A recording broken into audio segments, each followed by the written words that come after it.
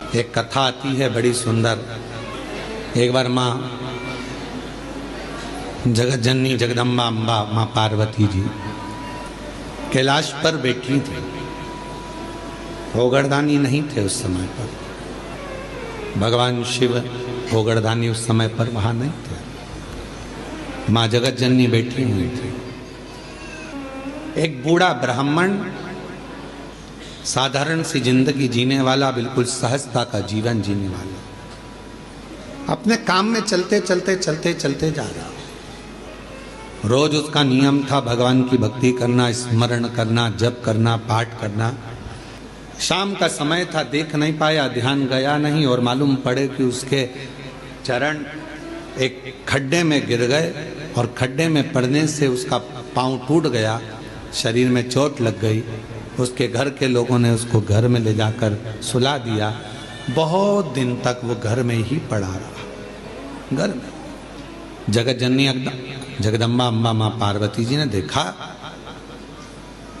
कब से पड़ा हुआ है ये, कितने दिन से पड़ा हुआ है, शिव जी को इसका ध्यान नहीं है क्या? कई लोग कहते हैं कि भगवान सुनता नहीं है क्या? कई लोग कहते हैं भगवान क्या देखता नहीं है क्या? हम इतना भजन करते हैं और हमारे एक रिश्तेदार हैं, वो हमको तकलीफ देते रहते हैं और इतना फूल रहा फल रहा, हमारे पड़ोसी इतने फल रहे फूल रहे जो भगवान के मंदिर तक नहीं जाते और लोगों को परेशान करके रखा है। उसके बाद भी उसके यहाँ भगवान इतना दिए जा रहा है। क्या भगवान नहीं है क्या? क्या भगवान की आंखें नहीं है क्या? लोग कहते हैं। हम इतना तपस्या करें, भजन करें, कीर्तन करें और दुख भी हमें ही आ रहा है। और वो इतना कष्ट देने के बाद दुनिया के लोगों को चूसे जा रहा है, धन लिए जा रहा है, लिए जा रहा है, लिए जा रहा है, लोगों को कष्ट दिए जा रहा है और उसके बाद भी फल फूल रहा है। क्या भगवान नहीं है क्या? है तो फिर जो इतना दुनिया को कष्ट दे रहा है वो इतना फल फूल क्यों रहा है? उसका कारण आज का नहीं है, पूर्व का है।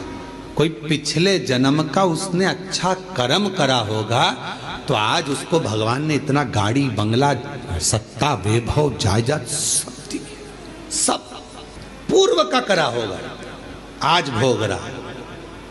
और आज आने के बाद अगर वो बेकार कर्म कर रहा है तो एक जन्म नहीं, ना जाने कितने जन्म भोगेगा। और तू आज अच्छा कर रहा है, दुख मत मना। तूने पूर्व में कोई गलत कर्म करा होगा तो आज तेरे पास में ना थोड़ा धन कम है, वैभव कम है, सत्ता कम है, पर तेरे पास भजन तो ज्यादा है ना। भजन तू कर रहा है, शिव की आराधना कर रहा है, साधना कर रहा है, कर ले, अगला जन्म सवर जाएगा तेरा। फिर तुझे कोई जन्म नहीं लेना पड़ेगा, कोई जन्म, फिर तुझे कोई जन्म नहीं लेना।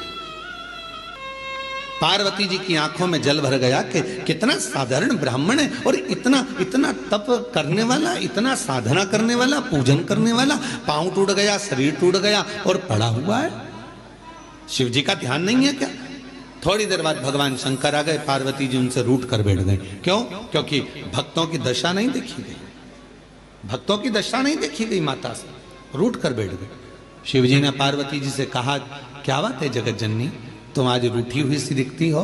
प्रभु आप इतने बड़े दयालु है, भगवान ने आपको 3-3 नेत्र दिए हैं, उसके बाद एक ब्राह्मण भक्त की दशा नहीं देखी जा रही तुमसे?